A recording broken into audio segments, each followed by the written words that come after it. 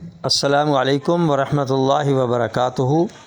معزز سامعین و ناظرین، آج ہم ایک بوٹی جو کہ بیلدار ہوتی ہے جسے تما کہا جاتا ہے اس کے بارے میں گفتگو کرتے ہیں۔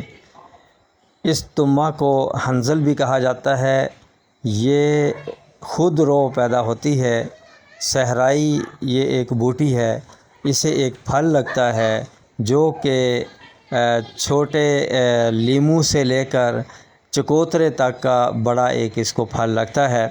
تو یہ گرم خشک مزاج کا حامل ہے اور سوداوی رطوبات کا اخراج کرتا ہے، اور جس کو دائمی قبض رہتی ہو اس کے لیے یہ بہت مفید ہے۔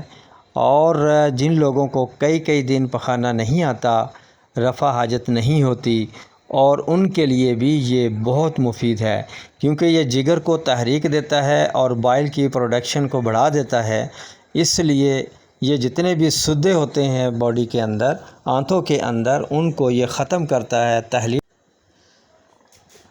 اور اس کو کسی حد تک بلغمی مادے کے اخراج کے لیے بھی بعض دوائیوں کے اندر شامل کر کے اس کو استعمال کیا جاتا ہے۔ عام طور پہ جو نظام انہضام کے لیے پھکی وغیرہ بنائی جاتی ہے، چورن ہاضمے کے لیے بنایا جاتا ہے، اس کا بھی یہ ایک اہم جز ہے، اور اس کو شامل کرنے سے اس پھکی یا اس چورن کی افادیت کئی گنا بڑھ جاتی ہے۔